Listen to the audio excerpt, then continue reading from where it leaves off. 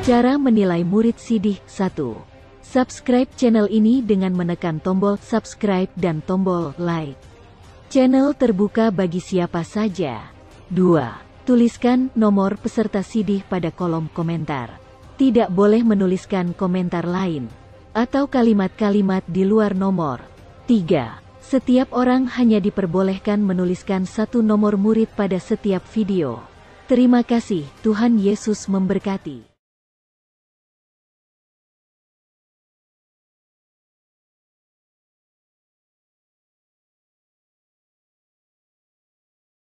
Shalom, nama saya Leda Simatupang dari kelas B, dan kali ini saya akan menceritakan tentang salah satu tokoh Alkitab favorit saya, yaitu Daniel.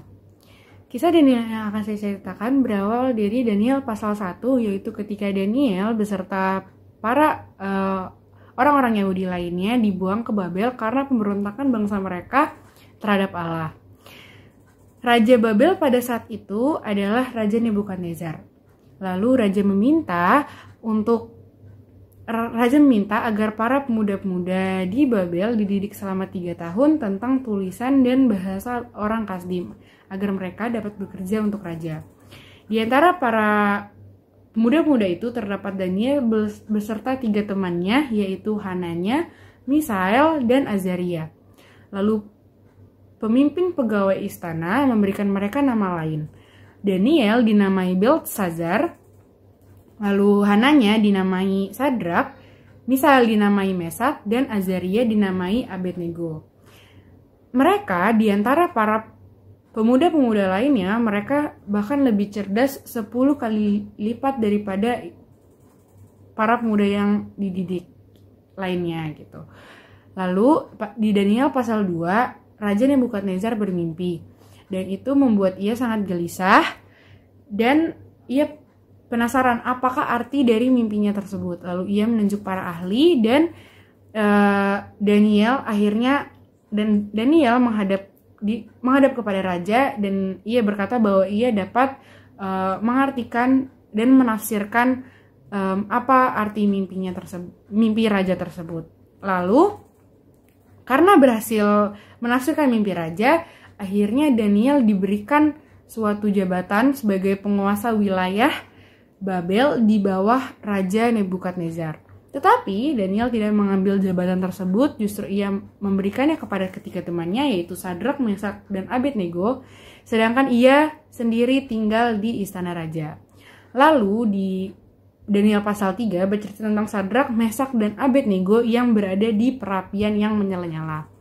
Lalu di pasal 4 bercerita tentang Raja Nebukadnezar yang meninggikan diri lalu ia direndahkan.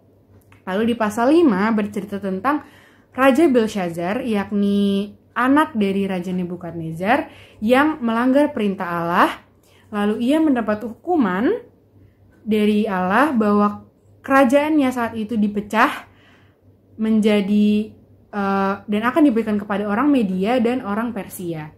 Orang Media itu yang dimaksud adalah Raja Darius. Nah, ini adalah kisah utama dari Daniel, yaitu saat pemerintahannya Raja Darius. Pada pemerintahan Raja Darius ini, Raja Darius mengangkat 3 pejabat tinggi, dan Daniel adalah salah satunya. Namun, Daniel ini berbeda dari pejabat-pejabat lainnya. Dia cerdas, dia bijaksana. Oleh sebab itu, para pejabat tinggi lainnya iri kepada Daniel dan berusaha mencari kesalahannya Daniel. Tetapi mereka tidak menemukan satu kesalahan dari Daniel. Akhirnya mereka menggunakan ketaatan Daniel kepada Allah sebagai kesalahannya Daniel. Mereka menghasut raja untuk membuat suatu keputusan agar seluruh rakyat menyembah Raja Darius dan bukan kepada Allah lain. Karena tahu bahwa Daniel akan terus taat sama Allah, akhirnya mereka datang ke rumahnya Daniel, dan tepat pada saat itu juga Daniel sedang berdoa kepada Allah. Lalu akhirnya para pejabat ini mengadukan tindakannya Daniel ke Raja Darius. Lalu Raja Darius meminta Daniel untuk menghadapnya di istana.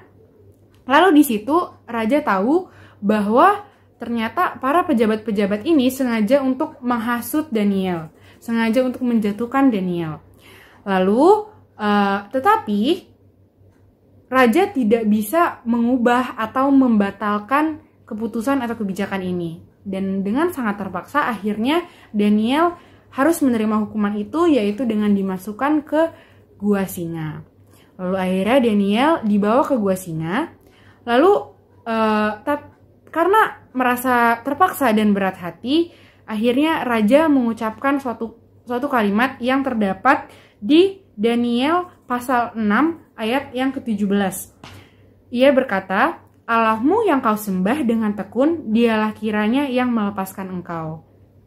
Nah, akhirnya Daniel dimasukkan ke gua singa itu, tetapi karena perasaannya yang tidak tenang, bahkan Raja Darius sampai berpuasa dan ia tidak bisa tidur semalaman.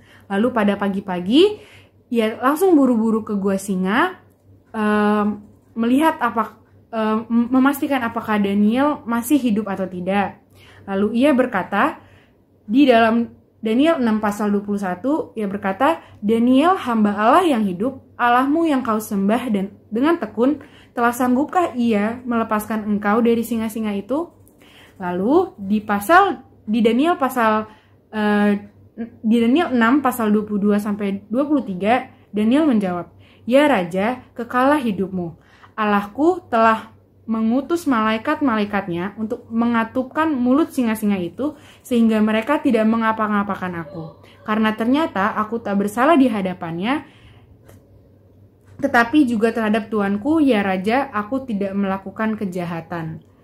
Jadi karena Daniel percaya bahwa dia tidak melakukan kesalahan apa-apa, sehingga Allah mengatupkan mulut singa-singa itu.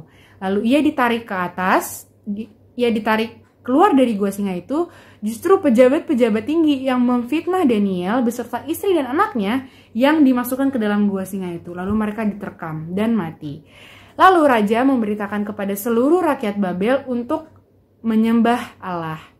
Nah, itulah kisah dari Daniel. Dan pelajaran yang dapat didapat dari kisah Daniel ini adalah kita harus selalu setia sama Tuhan. Apapun cobaan, apapun pergumulan hidup yang kita hadapi, kita harus setia sama Tuhan. Justru kita harus mendekatkan diri kita sama Tuhan, bukan malah menjauh. Seperti itu. Jadi sekian kisah Daniel dari saya. Terima kasih. Shalom.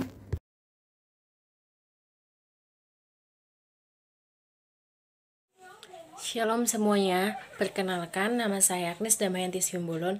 Saya pelajar CD kelas A. Pada kesempatan kali ini, saya akan menceritakan tentang Daud, bagaimana kisah Daud dalam mengalahkan Goliat dengan kuasa Tuhan Yesus. Berikut cerita saya. Orang Filistin sekali lagi datang ke bangsa Israel untuk mengajak mereka berperang. Saudara tertua Daud ikut dalam tentara kerajaan Saul. Pada suatu ketika, Isa berkata, Pergilah dan berikanlah gandum dan roti ini kepada kakakmu," kata Isa. Lalu Daud pergi ke perkemahan tentara itu. Dia mencari kakaknya pada barisan tentara itu. Ia melihat Goliat dan berteriak, "Wahai bangsa Israel, pilihlah salah satu rakyatmu untuk mengalahkan aku. Jika kalian menang, maka kami semua bersedia menjadi hamba-hamba kalian." Dan Goliat telah melakukan itu selama 40 hari lamanya. Lalu Daud pergi kepada salah seorang tentara kerajaan Saul dan bertanya, "Jika ada seseorang yang mengalahkan Goliat, apa hadiah yang diberikan oleh Raja Saul kepada orang itu?" Lalu tentara itu menjawab, "Jika ada yang mengalahkannya, maka Raja Saul akan membagikan separuh hartanya kepada orang itu dan memberikan putrinya sebagai istri." Lalu salah satu orang dari tentara kerajaan Saul pergi ke Raja Saul untuk memberitahukan bahwa Daud akan mengalahkan Goliat. Namun Raja Saul berkata, "Bagaimana bisa engkau mengalahkan Goliat sedangkan kamu masih muda dan Goliat merupakan tentara berpengalaman yang sangat lama dalam kerajaan Filistin," kata dia. Lalu Daud berkata, "Saya akan bisa mengalahkan dia dengan kuasa Tuhan, dan saya sudah menjadi penggembala domba dan sudah membunuh singa dan harimau yang akan mencuri domba-domba ayah saya. Saya akan menang dengan kuasa Tuhan." Lalu Raja Saul berkata, "Pergilah, semoga Tuhan memberkatimu," katanya. Daud mengambil 5 batu yang licin dari sungai dan memasukkannya ke dalam kantong gembala yang dibawanya. Kemudian ia mengambil umbannya dan menemui Goliat raksasa itu. Raksasa itu sangat heran ketika Daud menemuinya. Ia berpikir alangkah mudahnya untuk membunuh Daud. Pada saat itu juga Daud berlari ke arah Goliat. Ia mengambil sebuah batu dari kantongnya dan melontarkannya sekuat tenaga. Lalu batu itu mengenai kepala Goliat dan mati. Lalu para bangsa Filistin berlari dan bangsa Israel menang dalam pertempuran itu. Terima kasih.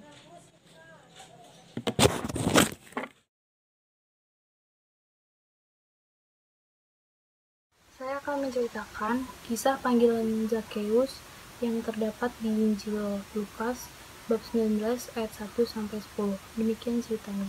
Suatu kali Yesus berada di kota Yeriko. Ia melintasi kota itu. Di kota itu ada seorang yang bernama Zakheus. Dia seorang kepala pemungut cukai dan seorang yang kaya raya. Ketika Yesus melintasi kota itu, Zakheus sangat ingin melihat Yesus, tapi tidak bisa karena badannya yang terlalu kecil. Akhirnya Zakheus memanjat sebuah pohon ara. Ketika Yesus sampai di tempat itu, Yesus melihat ke atas pohon itu dan berkata kepada Zakheus, "Hai Zakheus, turunlah dari pohon itu, sebab aku akan menginap di rumahmu." Mendengar hal itu, Zakheus langsung turun dari pohon itu dan bersama-sama dengan Yesus segera ke rumahnya. Orang-orang yang menyaksikan peristiwa itu bersungut-sungut. Mereka berkata, "Ia menumpang di rumah seorang pendosa." Sebab bagi orang Yahudi, seorang pemungut cukai adalah seorang yang berdosa, karena ia bekerja untuk orang Romawi. Bagi orang Yahudi, orang Romawi adalah seorang penjajah. Setiap orang yang bekerja untuk penjajah akan dianggap pendosa. Ketika Zakheus mendengar hal tersebut, Zakheus langsung berdiri dan berkata kepada Yesus, "Setengah dari harta milikku akan kubagikan kepada orang miskin, dan jika aku memeras hartanya, aku akan mengembalikannya 4 kali lipat." Mendengar hal itu, Yesus pun berkata kepada Zakheus, "Hari ini telah terjadi keselamatan di rumah ini, karena ia percaya kepada Allah. Ketahuilah bahwa aku datang untuk mencari dan menyelamatkan orang yang hilang."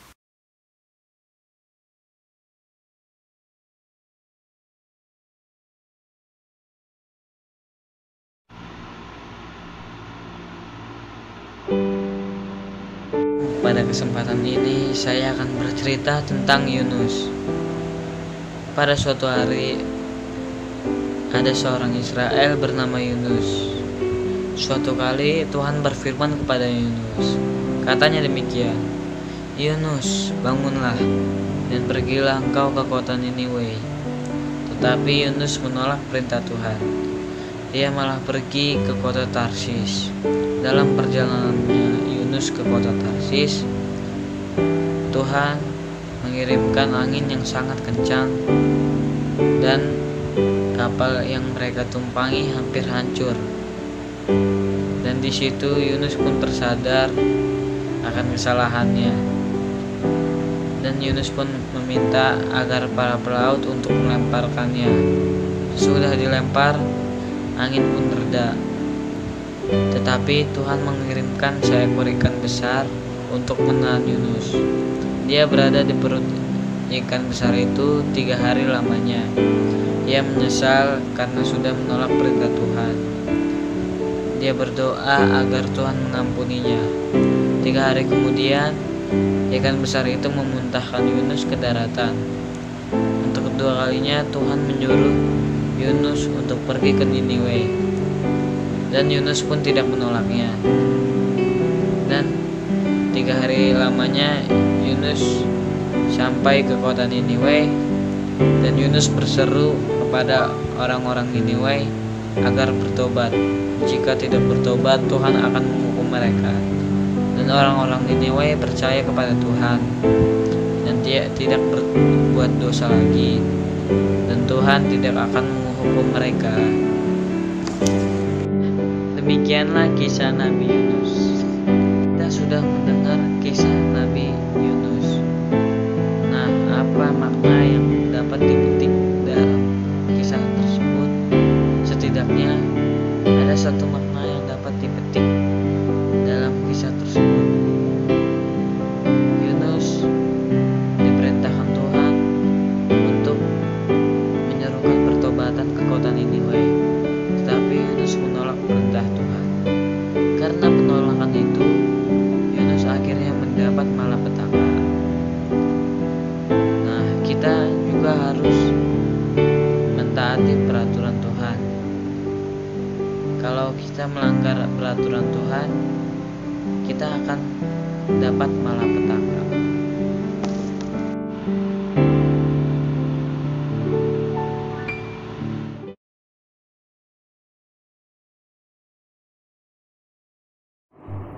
Saya Angelika Lewi, guru Nabi Tukulu dari kelas C. Saya akan bercerita tentang kisah Daud diutus menjadi raja. Jadi Tuhan berfirman kepada Samuel, "Berapa lama lagi engkau akan berduka atas kepergian Saul?" Tuhan pernah kecewa sama Saul karena Saul pernah tidak mengindahkan perintah Tuhan. Pada saat itu Tuhan menyuruh Saul untuk melawan orang Amalek, membunuh semua orang Amalek, baik anak perempuan, anak laki-laki, dan semua lembu-lembunya. Tetapi Saul hanya membunuh semua orang Amalek, tidak dengan lembunya. Lembunya, kambing, domba, dan semua yang berharga itu disimpan oleh Saul dan rakyatnya. Jadi dari situ Tuhan menyesal telah memilih Saul menjadi seorang raja. Lalu Samuel disuruh Tuhan untuk mengutus salah satu anak Isai orang Bethlehem untuk menjadi raja. Tuhan menyuruh Saul untuk mengisi tabung tanduknya dengan minyak.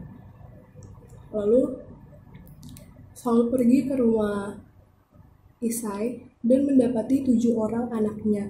Tetapi tidak satupun dari ke-7 orang anaknya itu Tuhan pilih sebagai raja. Lalu Samuel berkata kepada Isai, "Hanya ini ke anakmu?" Lalu Isai berkata, "Ada satu lagi sedang mengembarakan kambing domba." Lalu Samuel berkata, "Suruhlah dia kemari." Lalu Isai menyuruh anak-anaknya untuk memanggil Daud datang kemari, yaitu anaknya yang terakhir. Lalu saat Samuel melihat Daud sangat kemerah-merahan dan elok parasnya. Lalu Samuel menyuruh Lalu Tuhan menyuruh Samuel untuk mengutus Daud menjadi raja atas Israel.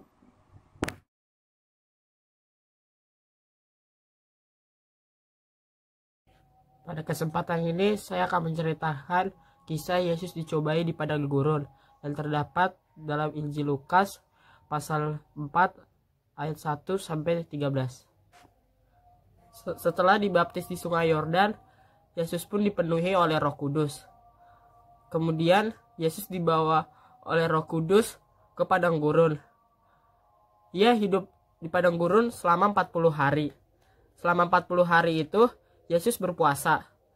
Sesudah 40 hari lamanya, Yesus pun mulai lapar. Dan iblis pun mulai mencobai Yesus. Kata iblis, "Jika engkau anak Allah, suruhlah batu ini menjadi roti." Lalu Yesus menjawab, "Ada tertulis, manusia hidup tidak hanya dari roti saja." Kemudian iblis membawa Yesus ke tempat paling tinggi dan memperlihatkan kepada Yesus semua kerajaan dunia. Lalu iblis berkata, "Segala kekuasaan dan kemuliaannya akan kuberikan kepadamu, karena semuanya telah diserahkan kepadaku. Dan aku bebas memberi kepada siapa saja yang aku kehendaki. Dan jikalau engkau mau menyembah aku, semua itu akan kuberikan kepadamu."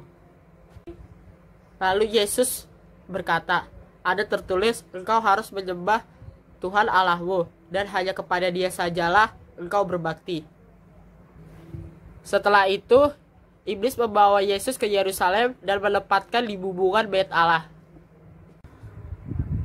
Lalu iblis berkata, "Jika engkau anak Allah, jatuhkanlah dirimu dari sini ke bawah. Sebab ada tertulis tentang engkau bahwa Allah akan memerintahkan malaikat-malaikatnya untuk melindungi engkau. Dan mereka akan membawa engkau di atas tangannya supaya kakimu tidak terantuk oleh batu." Lalu Yesus menjawab, "Jangan engkau mencobai Tuhan Allahmu." Mendengar sebuah jawaban dari Tuhan Yesus, iblis pun pergi meninggalkan Yesus.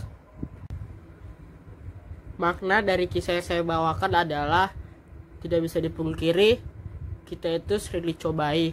Oleh sebab itu kita harus takut akan Tuhan, dekat sama Tuhan, minta kekuatan sama Tuhan, dan sering berdoa. Sekian video dari saya. Terima kasih.